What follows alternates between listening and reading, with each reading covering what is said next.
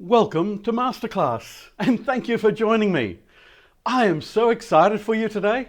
This is going to be fantastic. I love this subject. I absolutely love it. Unfortunately, it's also the last in the Success Leaves a Trail series of webinars. So a big thank you for Train Smart Australia for having me here for this whole year. It has been an absolute blast, tremendous. And if you've missed any of the previous webinars, you'll find them on YouTube on the Success Leaves a Trail channel. So you can go there and check them out if you've missed any. So let's dive in and see what we've got. We're going to take a look at the word MasterClass and define exactly what that means. We're also going to look at what it means and what it is not. And more importantly, who it can actually help the most. You see, MasterClass originally started in the music industry, to be honest, but it's been used in the business world and in just with high achievers. When you get a group of people together that are highly motivated, have already achieved a certain amount of success in their life, and they can learn from each other. That's the principle of a MasterClass. Now you might be wondering, saying, well, hang on, I've just started study. I'm not a multimillionaire. I don't run a large corporation. Believe me, when we start talking principles, that's something you can apply. So I really suggest that you get a notepad, pen, take notes, and when you do that, take meaningful notes. Have you ever taken notes of a lecture or something and you look at it later and say, you can't even understand what you wrote? Take meaningful notes that you can refer back to a little bit later. Now to get started, I'd like to refresh your memory of a trademark that I've got called Mindset, Mechanics, Mentors.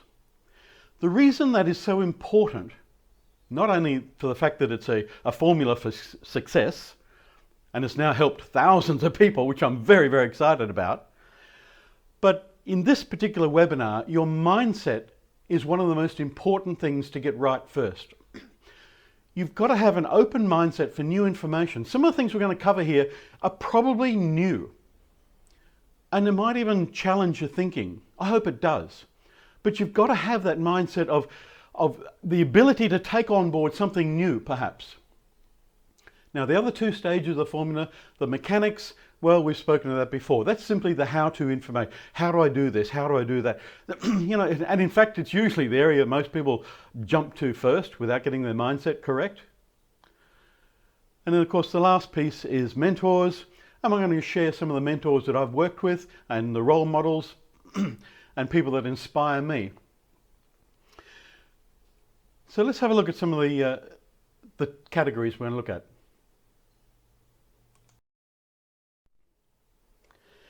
It's fair to say that very successful leaders and high achievers think, act, and behave very, very differently to most other people. They hold values very different to most other people. And so that's the first category that we're going to look at. We're going to then go on to mastery of skills. When successful people learn a new skill, it might be a professional development, it might be personal development, they take it to the next level and master that skill. So it's really important to understand which skills are the most effective to move you forward through success. And then find out how to actually master those individual skills. Drive and motivation. Wow, how can you stay energized for years? I don't know, some people, for their lifetime, they constantly are motivated with energy and drive. What's behind that? How can we get some of that ourselves? And of course, we've all heard about networking and forming partnerships and relationships. To take it a step further is a thing called credibility by association. It's a whole new dimension. So they're the four main areas, and then we're going to go fairly deep in each area. One of the most successful or well-known masterclasses, of course, is Oprah Winfrey. I'm a great fan of Oprah's. She gets to interview highly successful people and talk about their journey and what is the obstacles that they've overcome. And more importantly, what are some of the principles that we can all learn from those stories? And here's the definition of a principle: a fundamental truth that serves as a foundation for a system of belief or behavior. You see, it doesn't matter where you are on your journey. If you can grasp these principles of high achievers and just apply even a few of them, wouldn't it be fair to say they'll work for you as they have for many, many other people? It's logical, isn't it? So it's the principles you need to be paying attention to. It's the principles that will move you forward. So let's have a look at the first chapter, behavior and values.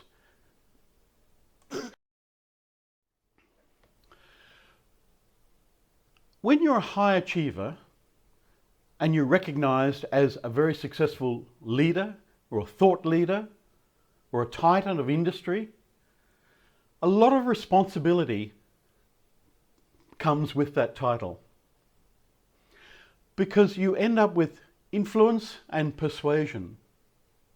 Now I know Oprah Winfrey, yes, she's very well known, but she does have influence and persuasion.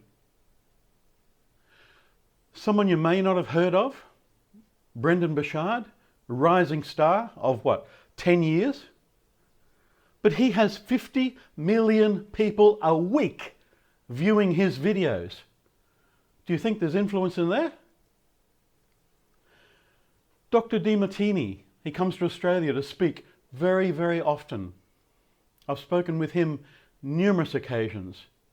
Love his philosophies on life. Very, very successful. His behavior and his values are different to most other people, and we'll talk about them very, very soon. But what about some of the newer influencers or persuaders of the world? What about that young girl?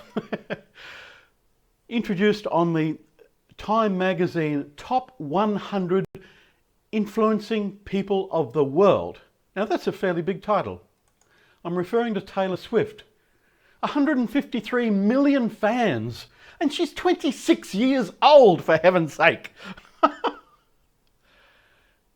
She also acts, thinks, and behaves very, very differently to most other people. And it's these principles I keep coming back to. So let's have a look at some of the key areas. I picked out probably the key areas, summary of many, many successful people. Here's what I've brought them down into.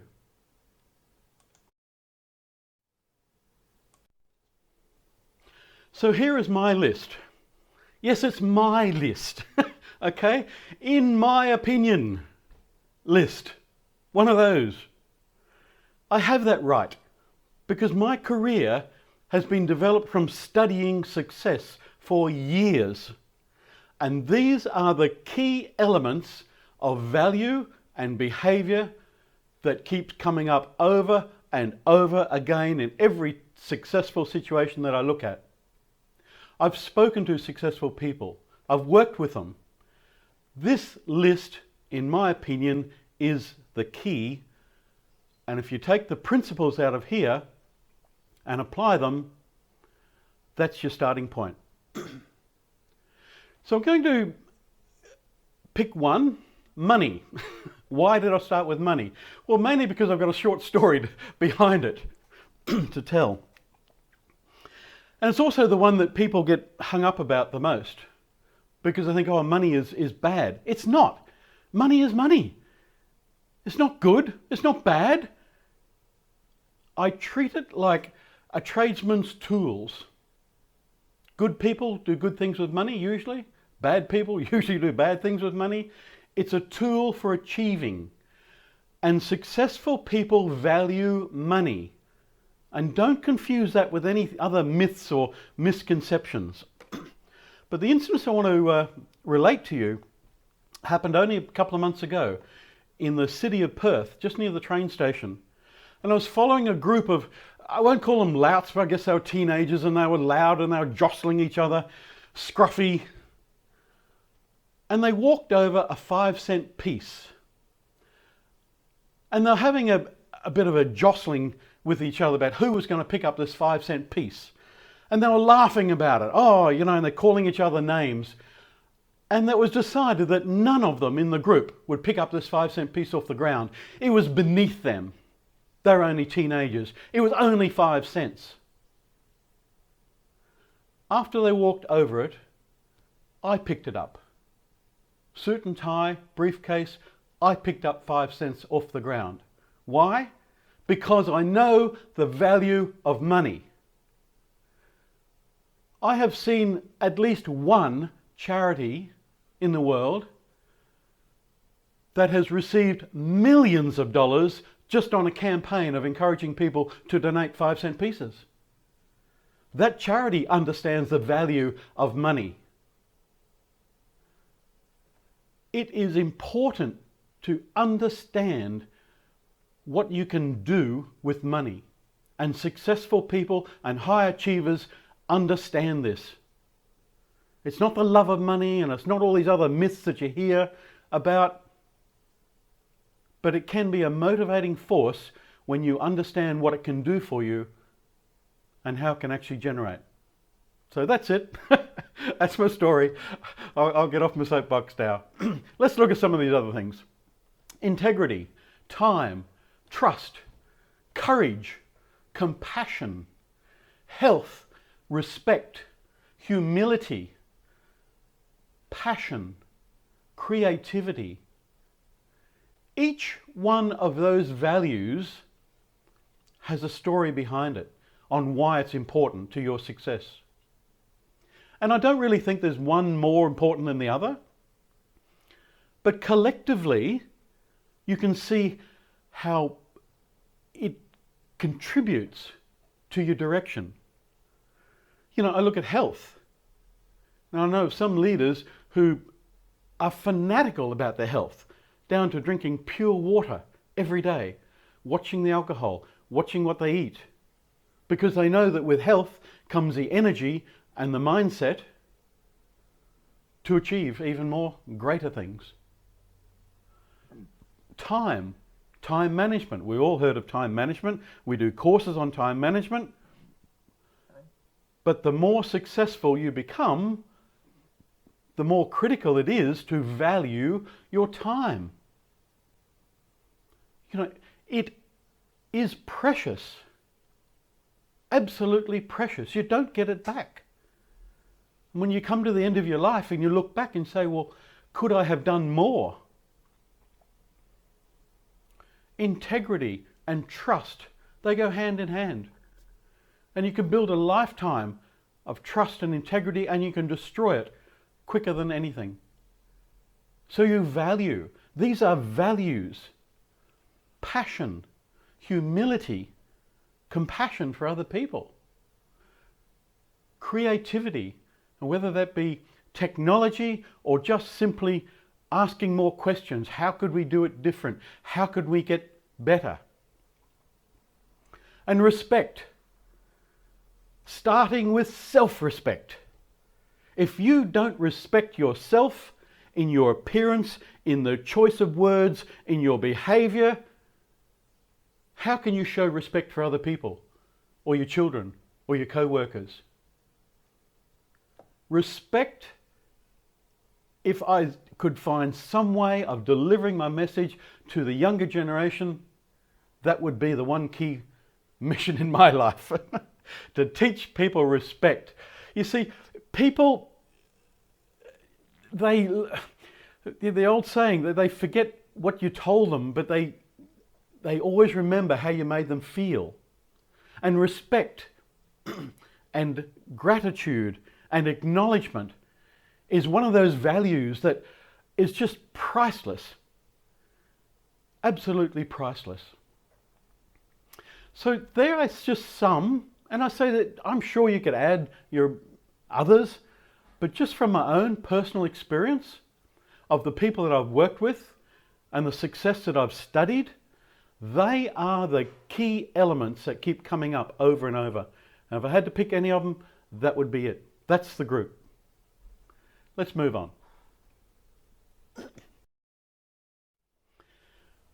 We mentioned one of the values as courage.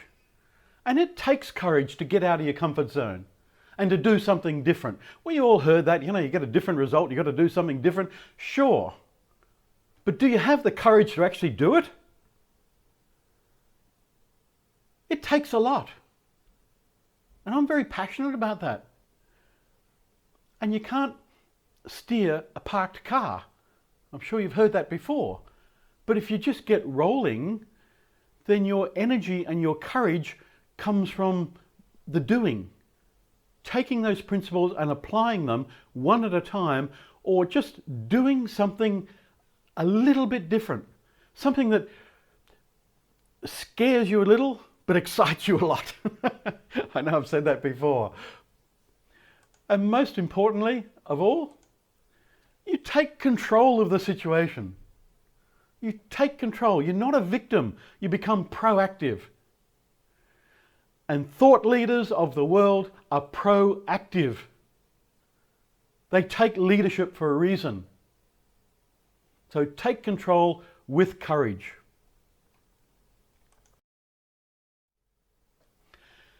Now the next category we're going to look at is mastery of skills. Now I'm saying mastery of skills because this is an area where you look at, well, what should I be studying? What key principles should I be applying? What professional development would help me the most to move forward? So let's have a look at a few.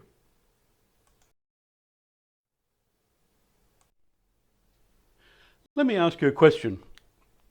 Have you ever asked somebody that you respect a question and the advice that they gave you made absolutely no sense at the time, only to find out later that it was the best piece of advice you have ever got? That happened to me with Dr. John DeMartini. If you haven't heard him speak or you haven't done one of his courses, Google him, find out what he's all about. But the conversation was about exactly this topic. What are some of the skills we should master? What should I be studying that's going to push me forward? And his response, I laugh now because at the time I must have had this look on my face.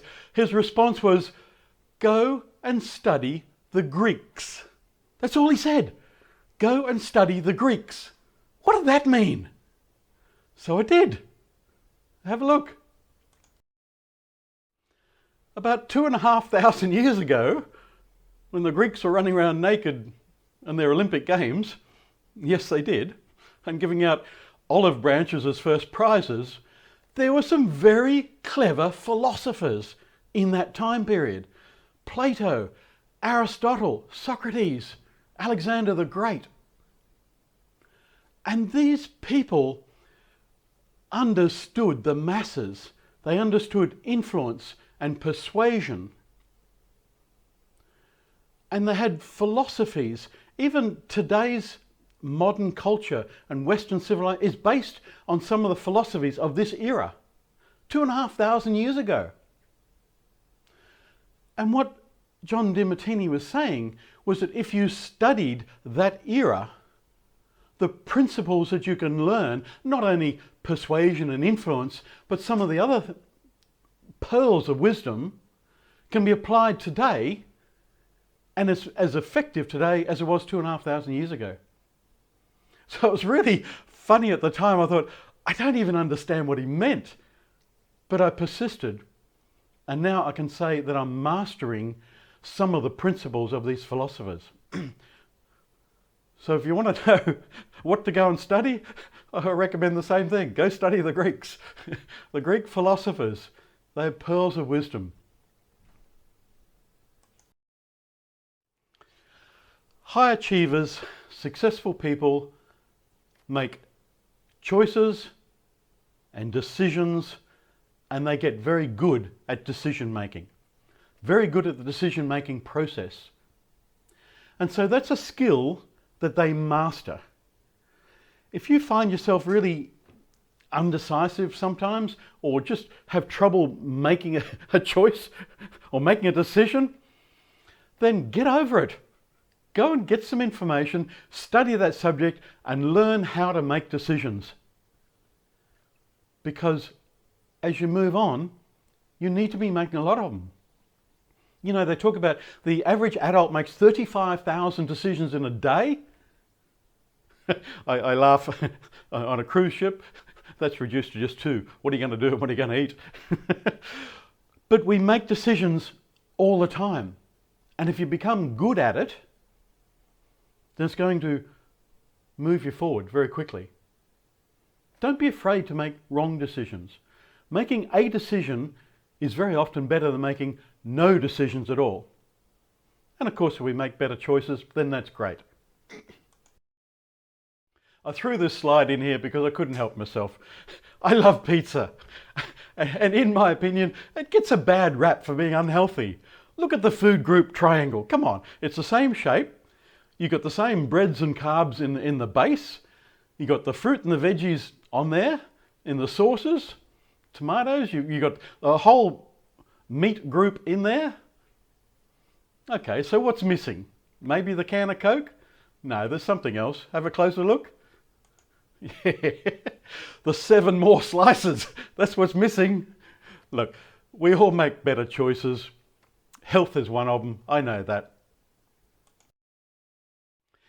And I've mentioned note to self, but one of the other skills that highly effective people master is the art of saying no. Now, I know I've covered that in several different in webinars before, the formula of, learning to say no, giving a reason because, and then offering other alternative solutions. That's fine. But successful people say no more often.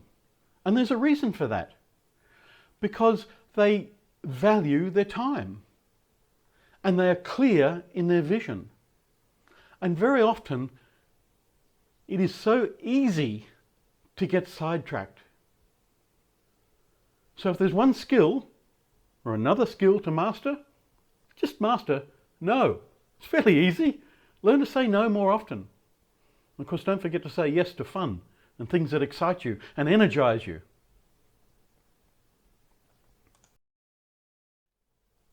And in this slide, it is all about life-work balance. How often have you heard it the wrong way around? Work-life balance. No, life. Lifestyle is everything. Everything in balance. And if you enjoy your work, then what a great combination that is. Look at the reasons why you're working. We all have our own reasons. Please don't tell me it's money. We said before, it's only what you can do with the money. Buying food and paying a mortgage is probably a good reason. But what about what you can learn from your colleagues? What about your work environment? Isn't that worth far more than a paycheck at the end of the week? If you're in the right job, it is, certainly. But make sure you get your lifestyle first. Life first, then work. Or more importantly, in balance. And you say, well, how do I do that? Well, here's how you do it. I'm not going to go deep because I know I've covered this in several others before. We call it the wheel of life. But they're the 8 main areas of your life you should be looking at. What is your level of satisfaction in each area? And what small changes can you make in the right areas? You see, it's not hard to improve your lifestyle if you know what it is you're trying to improve. And successful people know that. So have a good look at that. Make notes. What small changes can you make in the right areas that's going to move you forward? Okay. Here's a statement. High achievers understand the decision-making process. Think about that. We spoke earlier about making decisions, making good choices. but have you ever studied the actual process itself that the human brain, or brains, actually take on making decisions? Because if you understand that concept and you master that, not only can you influence other people, but you understand why you make your decisions yourself. You know, have you ever done anything and, I don't know why I even did that. What was I thinking at the time? Well, you weren't. That's just it. You weren't thinking at the time. Understand the decision-making process. Here, I'll run through very quickly. The brain gets a whole bunch of information from senses. How many? 5 senses, unless you're a female. That 6th sense, oh, they know when you're not telling the truth. But senses create emotions. We get that, don't we? And so you want to put yourself in an environment where the senses are creating happy emotions. Do you have a happy workplace? Do you get along well with your work colleagues or your family life? Get around some happy people, some motivated people, and it'll help you in your emotions. All right, let's move on. Wow, this is turning into a science lesson. Very quickly, let's go over it. We have 3 brains, not 1. And we all know the reptilian, you don't have to think about your heartbeat or your breathing or you're blinking your eyes. We know that bit. And we know the top bit, the neocortex, or called the human brain. That's your logic, your consciousness, your imagination, and all your number crunching. But it's reported that 90% of all decisions are made from emotion. And that comes from the limbic brain. And your values and your value judgments come from the limbic brain in the middle. And I know this is a little bit difficult to understand, especially if you hadn't actually come across this before, and that's why I'm not going to go too deep in it, other than to say, if you understand the decision-making process and you know what drives your emotions, then this is what it means. It means that very often it's your emotions that are driving your decisions. Now that's really a critical point to get your head around, or at least your limbic brain. If you understand that your motivation and a lot of your decisions are based on your emotions, get emotional, get excited, do something different. And then you'll make better decisions. And if you make better decisions, you'll get a different result. Don't believe me? Go study successful people. They know this. They practice this. They master this. That is another mastery of a skill that is important. Please write that down. Let's move on.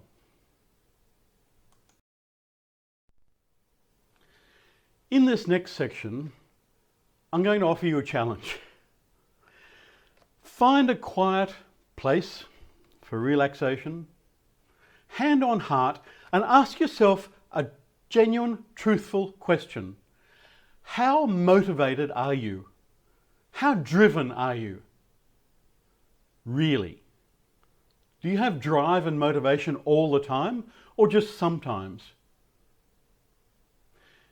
Brendan Burchard refers to it as the powerhouse. I love the analogy because I really get it. He talks about a electricity powerhouse does not store energy, it generates energy. And so if your motivation and your energy levels are generated from actually doing things. So are you driven? Are you really, truly motivated? Compared to what? Where's your benchmark? To how motivated you were 10 years ago? Or how motivated you are to your work colleagues? Or to your peers? Where's your benchmark on drive and motivation? Or are you comfortable? Now, I'm not saying it's right or wrong. I'm just saying that in a MasterClass studying success, it is without question, drive and motivation is right up there in terms of values and skills. Let's have a look at why. Drive and motivation genuinely comes from purpose.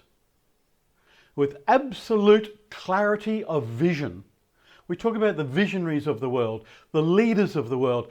They absolute clarity.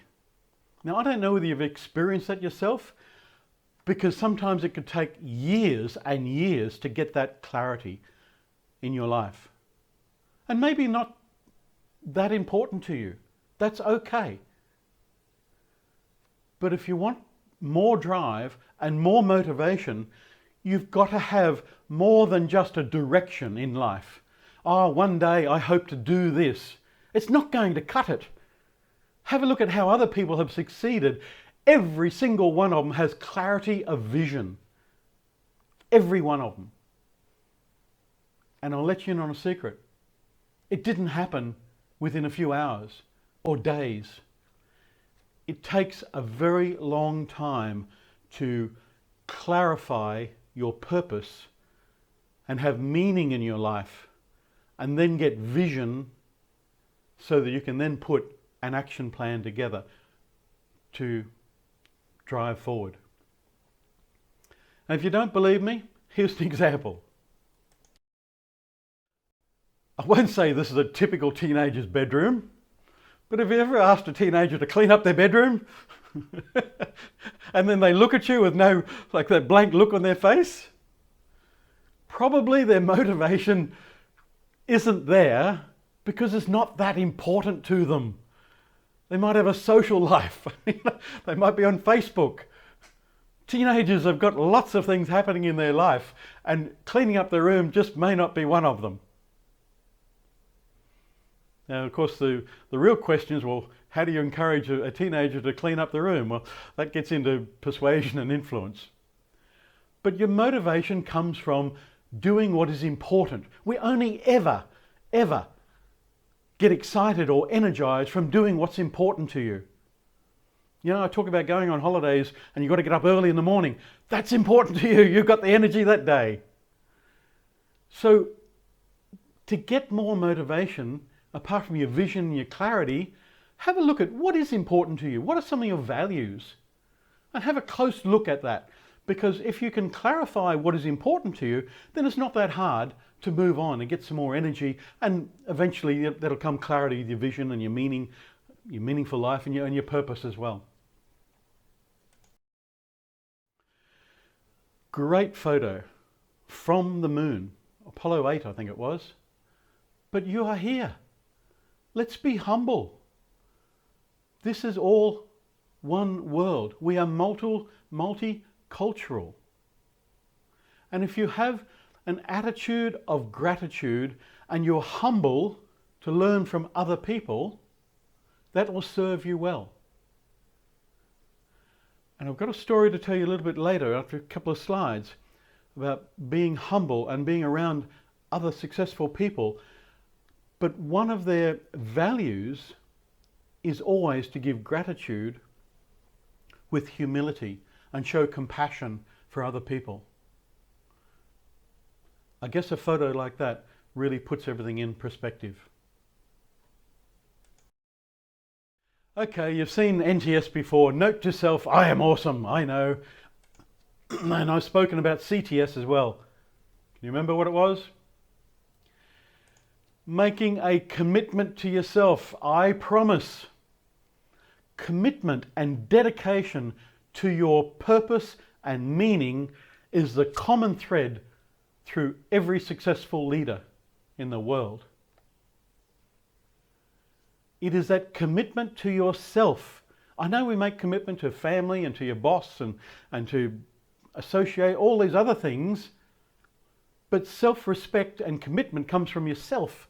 So I promise, please get that commitment down yourself that you will do ... You fill in the blanks, because you will be challenged. You will be challenged on your journey. And if you don't have the conviction and the commitment to achieve something worthwhile, you'll fall away. Let's go back to the Greeks for a minute. Let's have a look at this. Epictetus is how it's pronounced in English. I don't know the Latin. It's not what happens to you, but how you react to it that matters. Oh, that's profound. You will be challenged in your journey. And to achieve anything worthwhile, whether it be winning the Olympic Games, whether it be perfecting an art, building a corporation, helping humanity, things won't always go your way. If you study Epictetus, he said, you have no control over the main things that happen to you. But with discipline, you do have control over how you react to it. And that is so powerful when you live and breathe that quote. It's not what happens to you, but how you react to it that matters. There is beauty in stone. In fact, I love marble. Love marble. And to a sculptor, he sees a block of marble. But what he can see, or she can see, inside is that masterpiece, that sculpture waiting to come out. And only that vision can see it inside that big block of stone. And it's a fantastic analogy for successful people, because they have that vision and they can see what it is they're trying to achieve. And then instead of taking a big sledgehammer and knocking it apart, they don't, do they? They take a small hammer and they chip and they chip and they chip away every small component of life that does not contribute to that cause or that vision or that goal in small pieces. They just chip away and file it and grind it until they find what it is they're trying to achieve inside. And this is why vision is so important. And you can study successful people. They all have the same thing. They have clarity of vision. They know, just like the sculptor, that beautiful object inside. And then they go to work, piece at a time, and just chip away everything that doesn't contribute. It's a powerful analogy there. And I have that picture nearby just to remind myself of it. Wow, here we are at the last part. Thank you very much for staying with me. I hope you've been taking lots of notes, and I appreciate the fact that you've spent your time and you got this far. We're taught networking. We're taught the importance of networking. But credibility by association takes that concept one step further.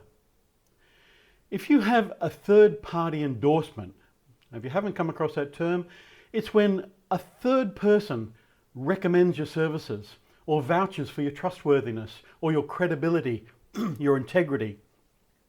That becomes so powerful, it's more powerful than just networking and getting to know that other person. So credibility by association is very common among successful people. I mentioned earlier about people like Taylor Swift, for example, how she aligns herself very, very carefully with credible companies and products.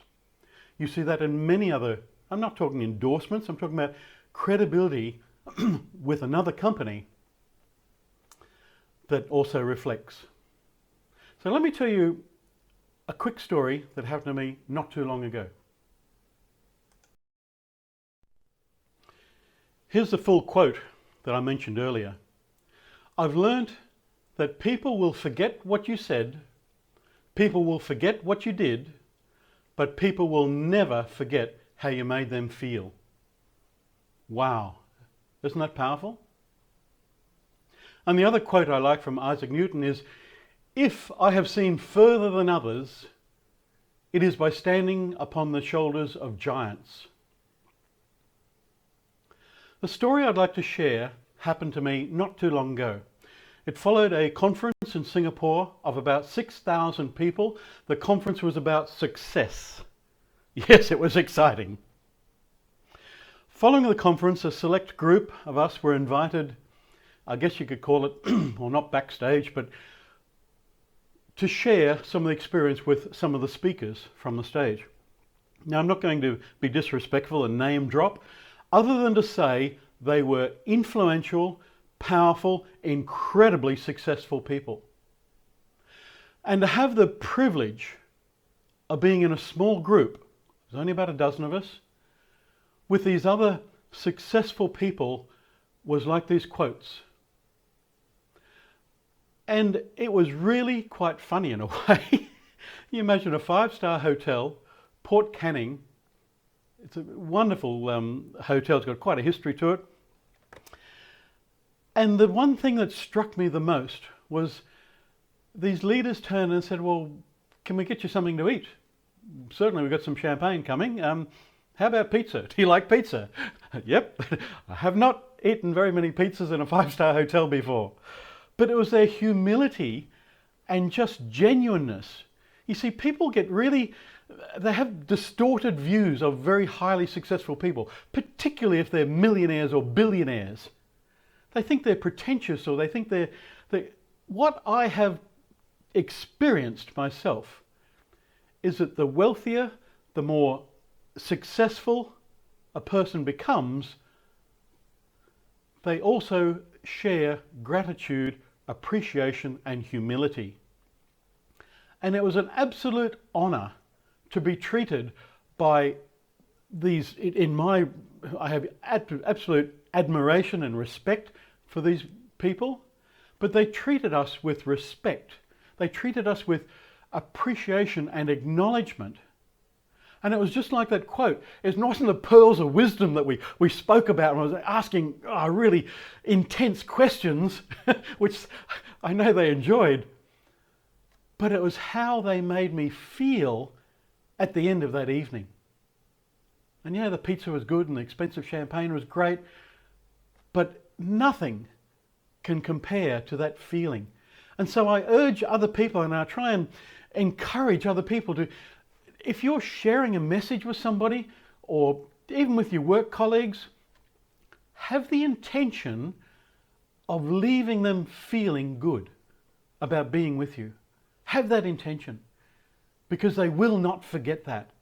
And I know that story with sharing my time with some extremely incredible, successful people. Collectively, they could have bought the hotel themselves. But their humility and their respect, not only for me, but the other people with us, was something, it just stays with me.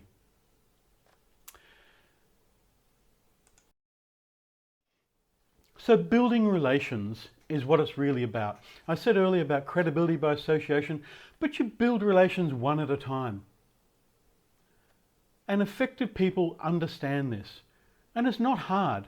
I'm not talking about, just networking and things like that, but you build relations on truth and honesty and integrity one at a time.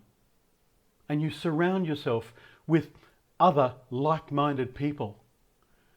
And that's another key element. We spoke about behavior and values. They surround themselves with other people as successful, if not more successful.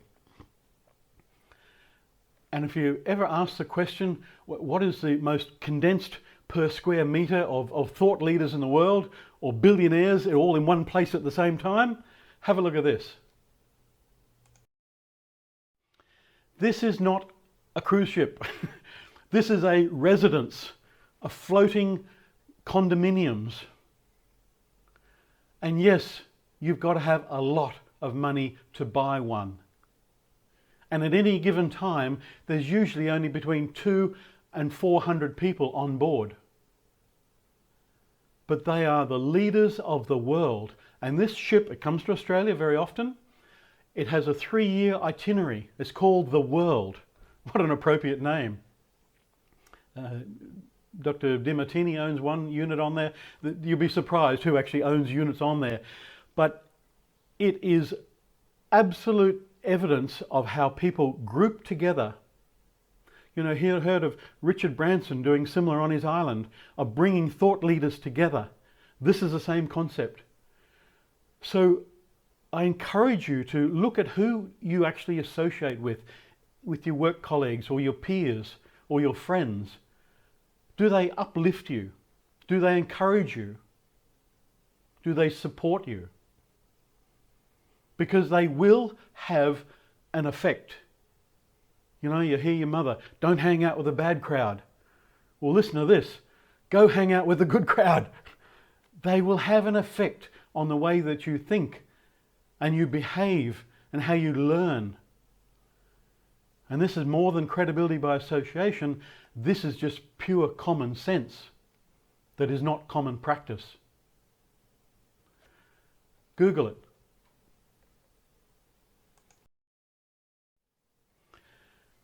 And coming to a close, I'd like to just share one simple comment. Honor your journey. Now think about that, what that really means. Honor your journey. You know, we always seem to be in such a rush to, I've got to make my first $1 million. I've got to finish this study. I've got to do this. I've got to build this. And you get so caught up in your day-to-day activities that you're not actually giving reverence and honoring your journey. You know, the learning is in the doing. You know, I share that comment that I make, that I have had the rare privilege of making more mistakes in my life than most other people. I honor that. I laugh at it sometimes. It was hard and I'm still making mistakes. I know that. But I honor my journey, and I encourage you to honor your journey.